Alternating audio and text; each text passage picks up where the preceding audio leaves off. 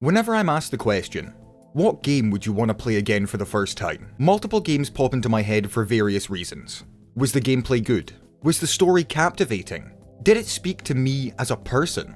But when I really think about it, it's gotta be Vampire the Masquerade Bloodlines, an action role-playing game from 2004, made by Troika Games, and revered by a cult following. Based on the White Wolf pen and paper RPG, Bloodlines was an ambitious yet troubled game, focusing on unique dialogue choices that would affect entire quests, or even the remainder of the game. It allows you to express yourself in combat with a variety of builds ranging from different guns, melee weapons, magical powers, and sometimes just talking your way out of or around a combat encounter. I'm going to break down information about the game's rough development and then discuss the aspects that made it stand out as one of the most unique games I've played, and why it started my journey into loving immersive sims. Chapters will be available in the timeline and description, and I will try my hardest to avoid major spoilers, and I'll put a warning for any minor spoilers on screen. But for now, sit back, relax, put the radio on, and let's listen to the soothing sounds of Dead of Night.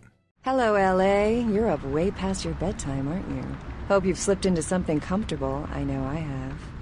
If you're new to town or just new to this whole radio thing, you're listening to The Dead of Night. The only girl who will spend the night with you and leave first thing in the morning, guaranteed.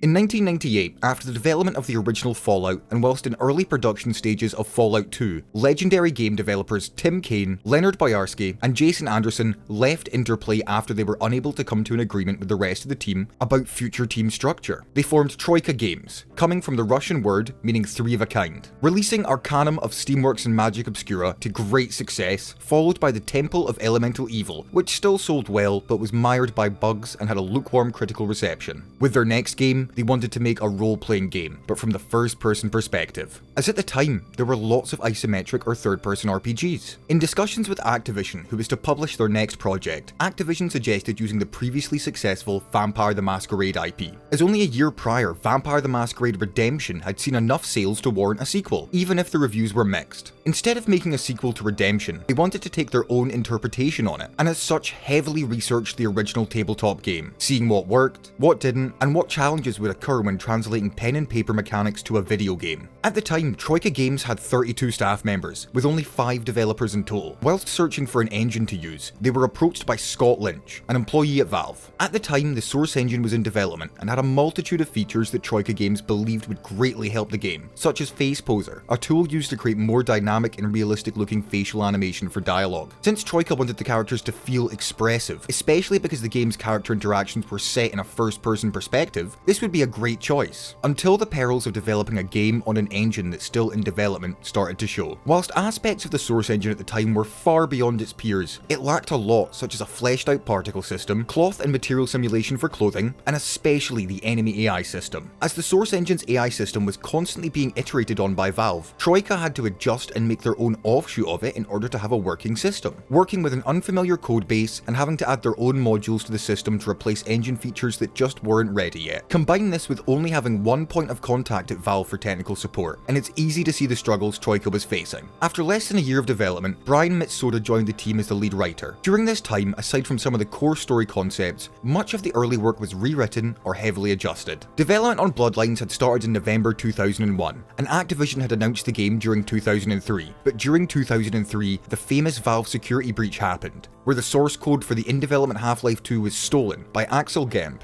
This incident put Valve and any co-developers on lockdown, requiring Valve to rewrite security features in the engine, slowing development until Troika received the updated modules. Activision chose to delay the game till 2005 to allow for additional development time. The project was showing signs of severe trouble though. Running over budget and not having a producer on for over an entire year meant that when David Mulnick stepped in as producer, he found the design incomplete. Game levels were created and abandoned, and severe technical issues littered the project. This was made worse by the sheer scope of the game. At the time, it was very common for games to have between 10 to 50 unique animated models. Bloodlines has over 150 characters, with 3,000 unique animations. And a big problem faced by the developer was not cutting content when necessary, continuing to work on systems and mechanics that would not reach release, such as the PvP Vampires vs Vampire Hunter multiplayer, as that would have caused a lot of wasted development time. During late 2003, Activision had enough of the delays and the requests for advances of funding, ordering Troika to have the game ready for release in a few months. Bloodlines was spending too much money,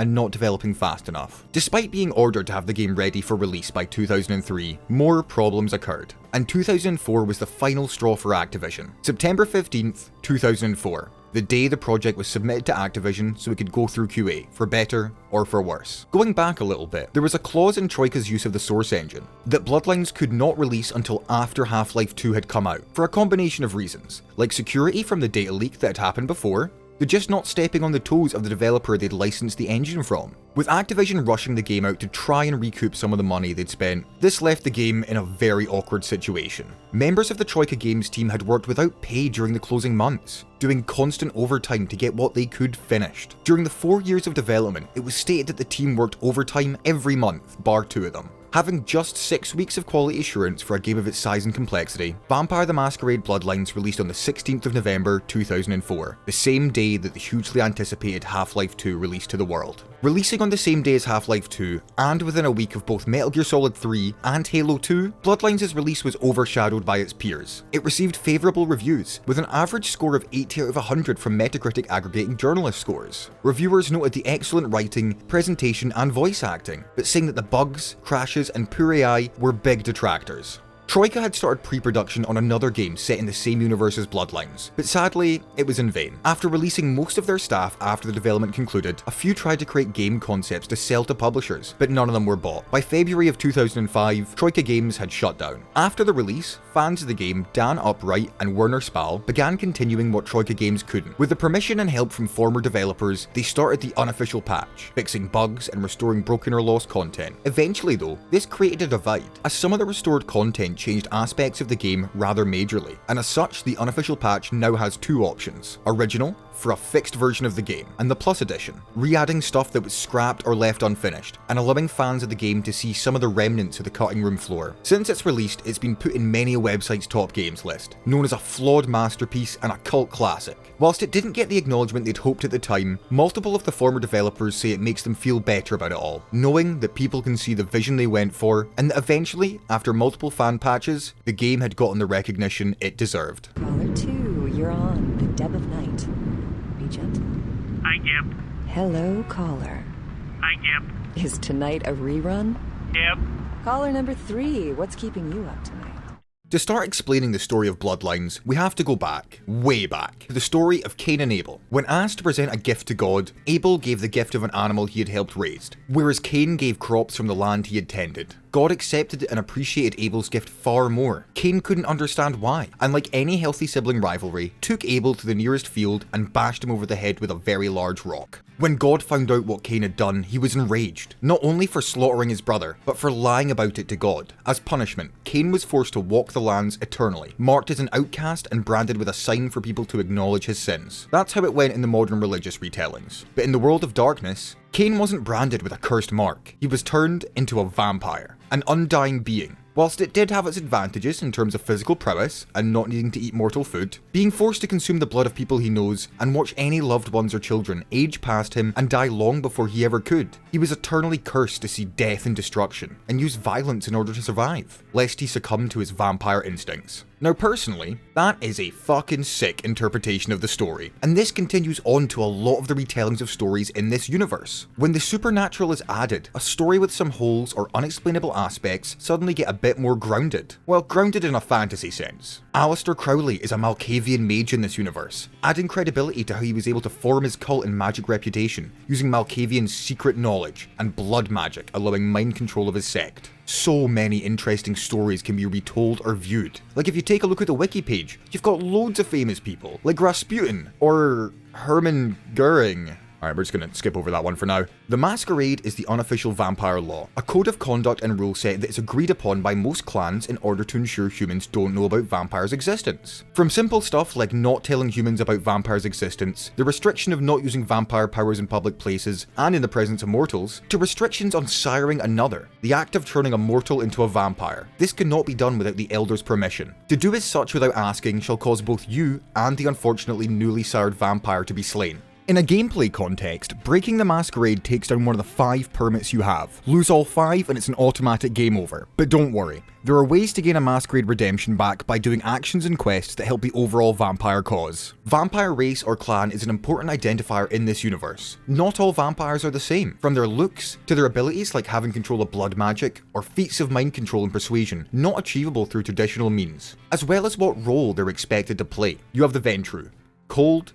calculating, and at the cutting edge of kicking the ladder down once they've climbed it. Class, elegance, and grace are all features expected and required of a true Ventru. Business leaders, politicians, anyone with a smiling face and a knife hidden behind their back. Or Malkavians, vampires that have witnessed the truth of this reality, seen behind the veil and known the answers. But with the visions of truth comes the madness. They're unhinged, speaking in tongues and riddles. Whilst it's easy to pass off their ravings as that of a madman, in reality, the malformed sentences they speak carry more truth than any other clan. Nosferatu, hideous creatures that are far less presentable than the rest of their kin. To be spotted in most public places is an immediate Masquerade violation for them, and as such they are forced into the underside of the city, manoeuvring via sewers, back alleys, and anywhere that the glancing eyes of civilization will not see. There are more in-game, and even more in the pen and paper game, but the differences in clan go far deeper in this game than a traditional RPG, where you might have human, small human, scaly human,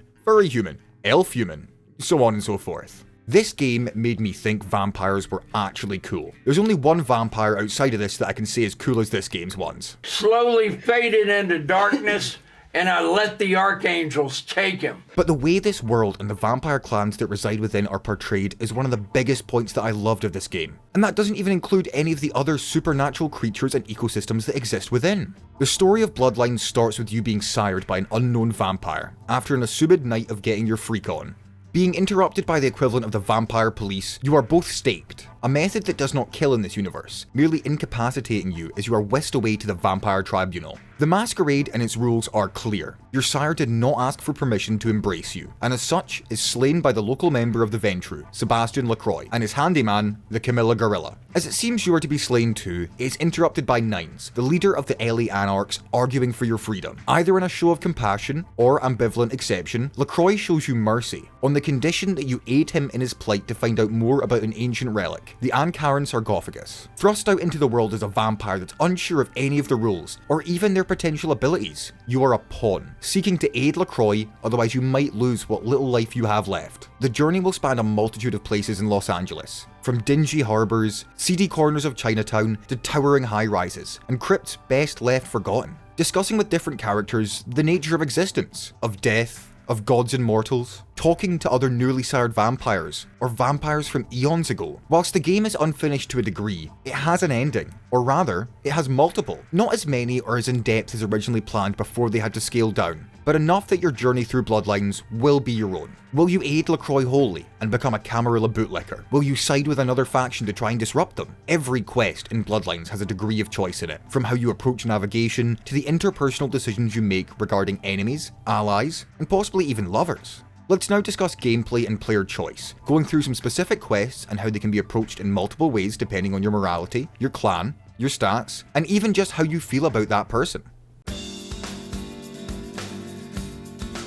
Bloodlines starts with a decently robust character stat choice. You have different abilities with some exclusive to each clan, and the option to place your points into a variety of skills. Some are simple, like seduction and intimidation for more verbal options. Other ones like unarmed, melee, guns are all simple, but some have effects more than just raw damage. Research skills aren't really explained, but during the game you can find books that boost skill levels permanently, but they have different research requirements. IT for Dummies is readable by anyone from minor boost to computers, but an ancient tome that raises your late game magic skills won't be able to be read by someone with a low research skill. The issue that arises with Bloodline's skill system is that you can't just be a talker. You can do a lot with social skills in the first half of the game, and somewhat in the second, but the second half of the game is far heavier on unavoidable combat. It's great to build yourself as a smooth talking seducer, but if you haven't put any points into combat skills by the mid to late game, you're really gonna have a bad time. Speccing into dialogue, hacking, and lockpicking early is what I do, with small boosts to melee along the way, but once you start getting skill points, you'll want to boost some combat ones later. On the subject of skill points, there isn't an XP system for an overall character level. Points to be spent in skills are gained by completing quests, so you can't just farm XP by killing enemies. This has the bonus of having a finite cap to your power and abilities. There are loads of quests in this game, with enough skill rewards to flesh out a character to your liking, but keep in mind that there is no takebacks and respecking. Quests in this game are the bread and butter. Aside from the main quest line, there are so many side quests that lead you to unique and interesting places. You meet so many diverse characters, and they reward you in various ways. Side quests are also where the game's writing, characters, and voice acting shine, and give you a great and fun way to flex your morality and character choice in this game.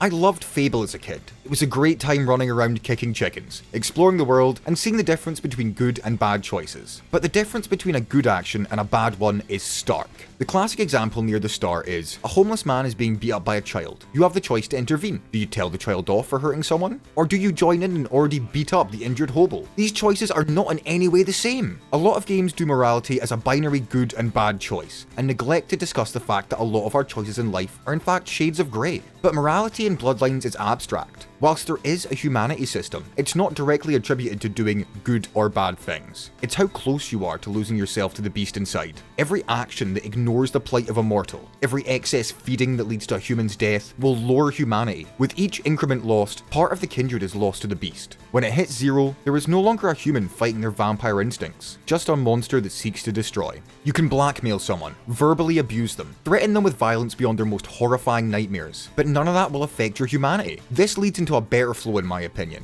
as sometimes the option to get a better reward by being a bit evil feels more necessary if you're low on cash for your next blood pack. But that won't detract you from doing the right thing for a nice person. It won't lock you into an evil playthrough just because you chose one side of the coin too many times. A great example of this is early in the game. When exploring the hospital in Santa Monica, you can find a girl bleeding out.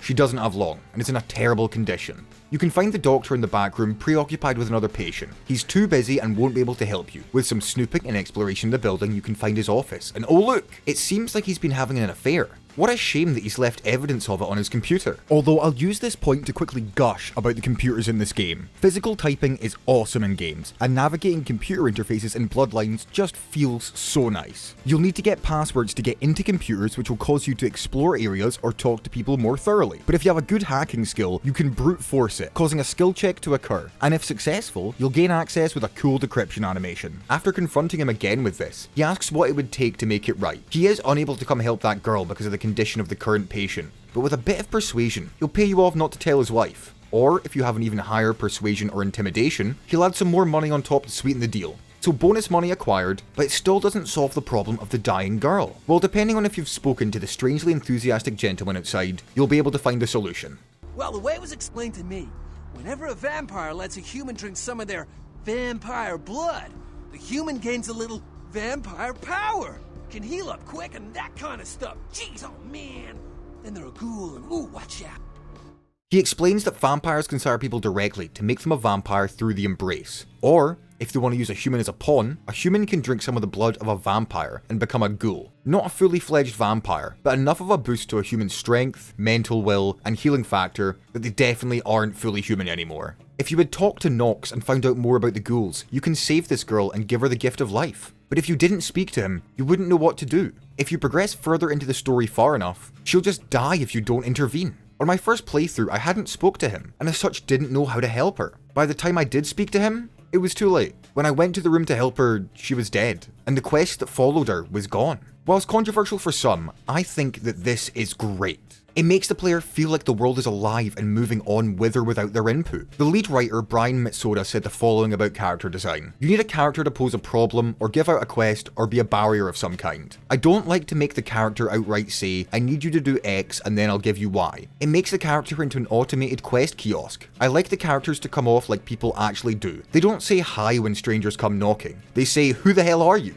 Or they're expecting you and know more than they let on. Or they just don't care. I don't like my characters to be standing around as if their lives begin when the character starts talking to them and end when the player leaves. With this design philosophy, every character comes off as more real. They all have their reasons for acting the way they do. I had a realization during one point in gameplay that the game trusts me. It trusts me to have a partially functioning brain and to be able to pick up on context and clues myself. There are no map markers, no floating indicators of where to go, only your quest journal and the descriptions inside. and your ability to remember the task and locations you've been to. So many games nowadays are willing not just to hold your hand, but to forcefully guide you through their Weenie Hut Junior roller coaster, never once letting go of the player characters lest they make a decision for themselves, or question the character's motives unless the developers want them to do that. Now, it's not all sunshine and roses. There are quests that can be complicated or confusing for no reason. Sometimes navigation can be difficult, but that trust that the game gives you to think like an independent adult also goes back to the game, and that there is an explanation or directions. You just have to have a look. It can kind of be treated akin to an old school point and click adventure game. Sometimes it's simple and makes sense. Other times it can be a real head scratcher where to go next if you weren't paying attention or can't find a specific landmark. But the game has an intense sense of self-satisfaction for every task you complete of your own volition. Now we get into the sore point. Most of the combat in this game kinda sucks. It's passable, it is a combat system, but it's janky. Starting with guns. If you don't put skill points into your gun stats, you're gonna miss a lot. If you do put skill points into your gun stats, you're still gonna miss a lot. Whilst there's a decent variety of guns available, the intrinsic accuracy mechanics are painful. You need to be standing still for your crosshair aiming zone to shrink. The size of the aiming zone will shrink further with better gun skills, but running and gunning at any level is a very inaccurate affair. Melee combat is floaty and inaccurate. Whilst it's cool that enemies are only actually hit if part of your melee weapon connects with them, this can result in flailing and panic swinging. Like guns, there's a range of melee weapons to use, but there isn't really a big difference between one or two-handed weapons aside from aesthetics and animations. You'll be using whatever melee weapon has the highest damage you have the stats for. Improving your melee stats won't increase accuracy as it's based on physical hitboxes, but it can increase minimum and maximum damage up to a point. The real diversity in combat gameplay comes from your clan and what abilities they give you. Each cast of a spell or ability takes away some blood. Blood can be replenished by feeding on innocents, enemies, animals, and by consuming blood packs. One little quirk I really love is if you're playing a Ventrue, the classy, stuffy, upper class clan, if you try to feed on the homeless or rats, you'll vomit most of the blood back up, as that dirty blood is disgusting to your refined palate. Managing your blood is important, as the lower and lower it goes, the more prone to frenzying you are. When you frenzy, you lose control. The beast takes over temporarily. As the player, you are stuck helplessly watching your character immediately try to find the nearest human, so they can puncture their vitals to get that sweet nectar the beast so dearly craves. The beast is in control, so Masquerade be damned. They'll feed where they want, so it's important to keep yourself topped up on blood as not to let the frenzy break the Masquerade by feeding in public. Or even lose humanity, because the beast has no respect for humanity and will feed until the human is dead and drained. This part of the combat is thematic and awesome. If you let yourself frenzy, you have no one to blame but yourself and poor resource management. Some of the abilities in this game are phenomenal, but all come with a blood cost. Every class has blood buff, which is the bread and butter for every part of the game. When activated, it will boost some of your physical stats, meaning more damage, but with a side bonus of also increasing your lockpicking skill. You can use this to pick locks above your current level, and it's vital for certain builds. You'll be spamming blood buff a lot as a melee user, and especially early game, as it helps massively with any difficult early fights. The Tremere, who are blood mages, gain the ability later on to just make enemies explode. Some clans can cause mass panic and make NPCs fight each other. Some clans can go invisible and gain bonus damage upon breaking it. Gangrel specifically can gain claws at early levels of the ability, or late game assume their war form to do massive damage. Each clan's ability identity is excellent and partially makes up for the lacking physical combat. The combat is serviceable, but as the game progresses on, combat is mandatory. The first half of the game, mainly Santa Monica, Downtown, and parts of Hollywood, all have ways to avoid combat with smart navigation or dialogue choices. But late Hollywood and the instances after, like the goddamn sewers, and most of the encounters in Chinatown all require combat. If you haven't played Bloodlines before, I would recommend any clan, except Nosferatu and Malkavian. Nosferatu is harder because you have to avoid main streets and heavily trafficked social spaces to avoid breaking the Masquerade by showing your face. And playing as a Malkavian will just be weird for a first timer. Due to their unconscious forbidden knowledge and existential nature, their dialogue choices won't make sense. They'll sound like incoherent ramblings. But if you play them as a second playthrough, then you'll experience an absolutely wonderful view of the game. Fuck foreshadowing. Your dialogue options at the start of the game will be alluding to the possible endings of the game overall, or characters you haven't met yet and actions that haven't yet to be taken. Malkavians and Nosferatu will directly affect how you play the game, but all of the other clans will change your options to play the game. Whilst the raw combat kinda sucks in my opinion, the abilities gained from each class create diversity and replayability. I went for a Tremere on this playthrough to get footage, and I had a blast using their mind control and deception abilities to force dialogue checks, or to just incapacitate a room full of enemies.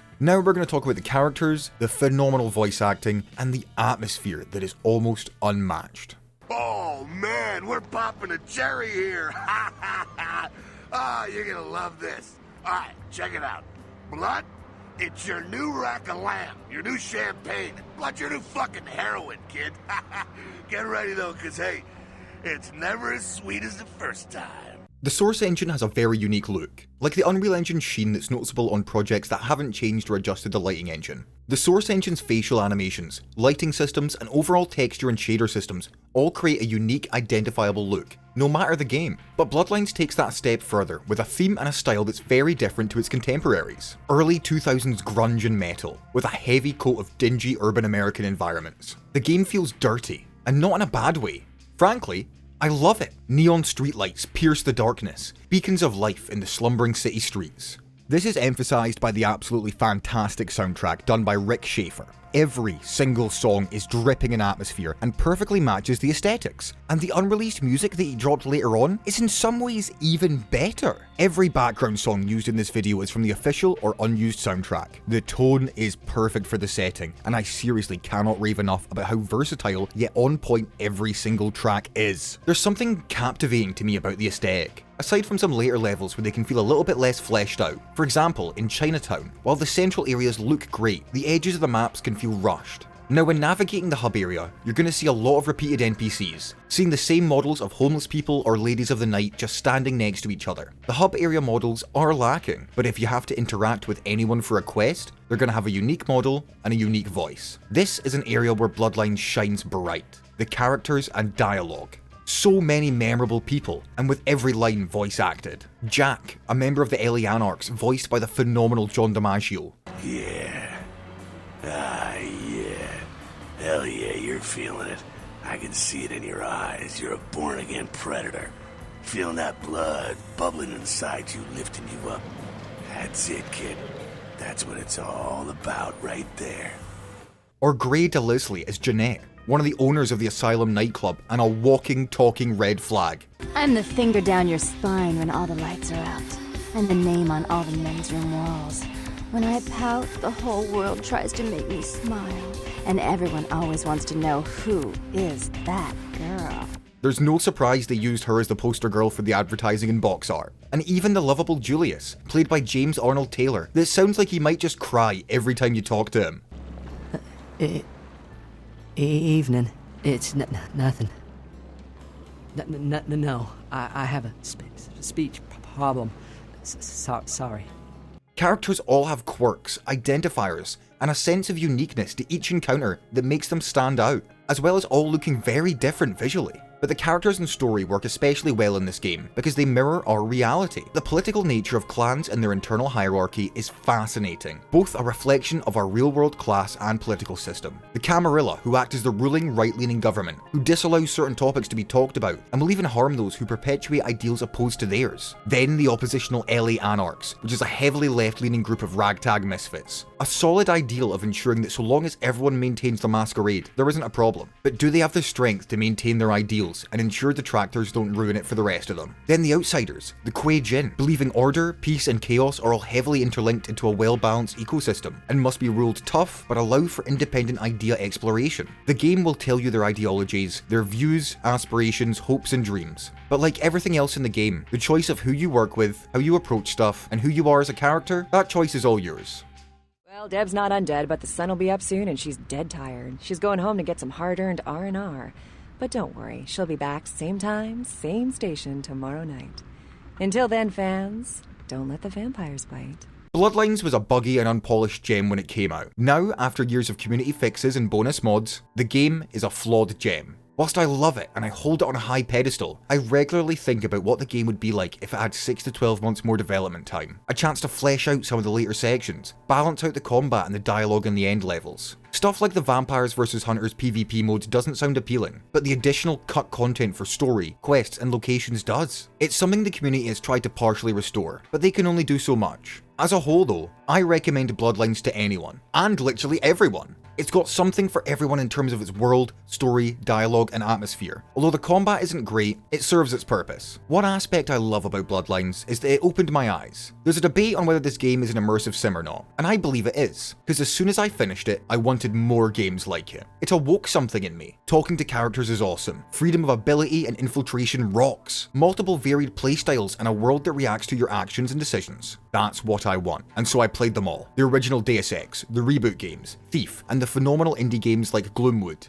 Hell, I even played the schizophrenic episode that is I Divine Cybermancy. Bloodlines was a game so good, it got me trying other games just to get a fix even close to how Bloodlines made me feel. Which then leads me onto the troubled in-development sequel. I'm in two minds. On one hand, the original Bloodlines had a very rough development, but the sequel is going through major wars behind the scenes. Announced in 2019, developed by Hardsuit Labs, Bloodlines 2 was set to be the sequel the game deserved. Bigger scale, still interesting characters, and the clans and politics we all loved from the original, with the bonus of bringing back the lead writer of the original, Brian Mitsoda. But delayed happens, and then happens some more, and then they let Brian and the other lead writer go. This worried people. Then the publisher, Paradox Interactive, announced that Hardsuit Labs was no longer working on the game, aka Paradox had given them the boot because Hardsuit had been taking money for Bloodlines 2 from Paradox and then spending it to develop other games and projects. The community collectively sighed and said to ourselves, it's over. Paradox swore that the game was still in development, but with a new developer that they wouldn't reveal, so that the developer didn't get harassed by the ravenous fans. In September 2023, it was announced that the Chinese room was developing Bloodlines 2. This was another serious set of worries. They've only made linear games, and to an extent their most popular releases were walking sims where the story was spoken at you. No gameplay, no combat, no RPG mechanics. But gameplay was shown, and whilst much more showy than people expected, I thought it looked kinda cool until I saw it. Until I saw those 4 dreaded fucking options they'd pulled off Fallout 4. Reducing dialogue choices to one of 4 options built for a D-pad. Not an extensive list of options based on what you might want to say, or what bonuses your skills give you, or even if you'd experienced stuff that would lead you to have unique dialogue and outcomes. The player choice harbingers of mid. Agree sarcastically, more information, and no. This is the sole thing that worries me. The combat could be garbage for all I care, but it's the dialogue, the writing, the choice, and the world that makes Bloodlines, Bloodlines. I could go on about my worries and concerns, but we'll just have to see. I pray it's good, but I can't keep my expectations too high, because if it comes out and it's good, amazing. I'd be so happy. But if it comes out bad, the original Bloodlines still is, and still will be, a masterpiece in its own right. Thank you for watching.